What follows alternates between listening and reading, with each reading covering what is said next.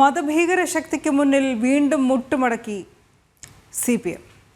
മെക്സവൻ വിഷയത്തിൽ CPM കോഴിക്കോട് ജില്ലാ secretary P മോഹനന്റെ മലക്കം മറിച്ചിലിന് പിന്നിൽ മതഭീകര ശക്തികൾ.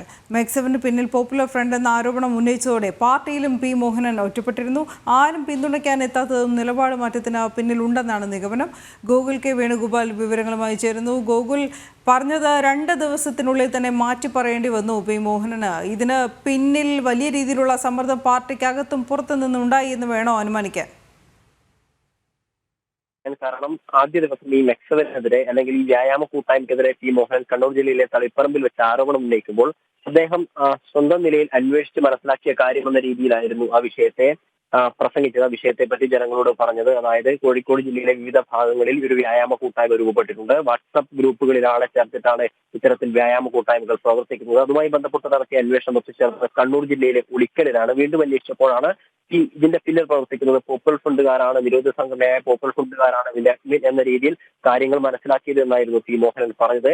എന്നാൽ ഇത്തരത്തിലുള്ള ഒരു പ്രസംഗം നടത്തിയതിനു ശേഷം വലിയ രീതിയിലുള്ള വിമർശനം ഉയർന്നു വരുന്ന ഒരു സാഹചര്യം ഉണ്ടായിരുന്നു.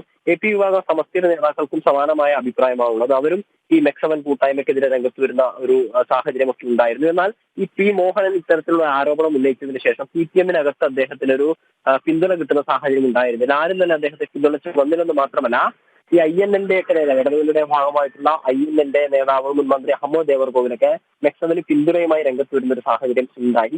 അങ്ങനെയാണ് അദ്ദേഹത്തിന് തന്റെ നിലപാടിൽ നിന്ന് പിന്നോക്കം പോകേണ്ടി വന്നത്. ഇന്നലെ അദ്ദേഹം തിരുത്തി പറഞ്ഞത് മെക്സവനെ അല്ല താൻ ഉദ്ദേശിച്ചത്. മെക്സവൻ എന്ന് പറയുന്നത് നല്ലൊരു വ്യായാമ കൂട്ടായ്മയാണ്. അതിലേക്ക് ആരെങ്കിലും ഒക്കെ നുഴഞ്ഞു കയറാൻ ശ്രമിക്കുന്നുണ്ടെങ്കിൽ തീവ്രവാദ ശക്തികളുടെ നുഴഞ്ഞു കയറ്റത്തിനെതിരെ ജാഗ്രത വേണമെന്ന കാര്യമാണ് താൻ പറഞ്ഞത്. താൻ പറഞ്ഞതിനപ്പുറത്തേക്ക് ഒരു വ്യാഖ്യാനം നൽകേണ്ടതില്ല എന്ന രീതിയിൽ തന്റെ പരാമർശത്തിൽ നിന്ന് വളരെ പെട്ടെന്ന് തന്നെ കടകം മറിയുന്ന ഒരു കാഴ്ചയാണ് നമുക്ക് കാണാൻ വേണ്ടി സാധിക്കുന്നത്. അത് ഈ മുസ്ലിം സംഘടനകളുടെ വോട്ടൊക്കെ നഷ്ടപ്പെടുമോ എന്നൊരു ഭയത്തിന്റെ പേരിലാണ് എന്ന് സംശയിക്കേണ്ട സാഹചര്യമാണ് മുന്നിലുള്ളത്. കാരണം തദ്ദേശ തെരഞ്ഞെടുപ്പൊക്കെ നടക്കാനിരിക്കുകയാണ്.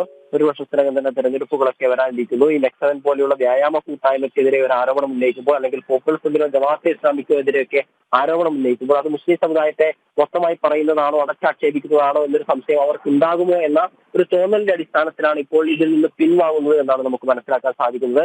ഈ മെക്സവനെതിരെ ആരോപണം ഉന്നയിച്ചത് പിന്നാലെ CPM-ന്റെ നേതാക്കൾ ആരോപണം ഉന്നയിക്കുന്നു. പിന്നീട് BJP-യുടെ നേതാക്കൾ ആരോപണം ഉന്നയിക്കുന്നു.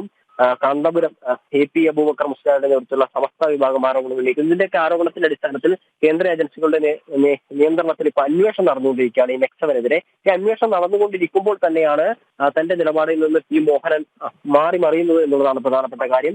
കാരണം ഈ ഏജൻസികൾ അന്വേഷണം നടത്തി അതിന്റെ പൂർണ്ണമായ റിപ്പോർട്ട് സമർപ്പിക്കുക, അല്ലെങ്കിൽ ഈ മെക്സവന് പിന്നിൽ ഇത്തരത്തിലുള്ള തീവ്രവാദ ശക്തികൾ ഉണ്ടോ ഇല്ലയോ എന്ന കാര്യത്തിൽ ഒരു തീരുമാനം ആയിട്ടില്ല. അതിനു മുമ്പ് തന്നെ ഈ മോഹനൻ തന്റെ നിലപാടിൽ നിന്ന് മാറി മറിയുന്നത് ഇത്തരത്തിലുള്ള ഈ തീവ്രവാദ ശക്തികൾക്ക് കീഴടങ്ങുകയാണ് എന്ന ആരോപണം ശക്തമാക്കുന്നതാണ്.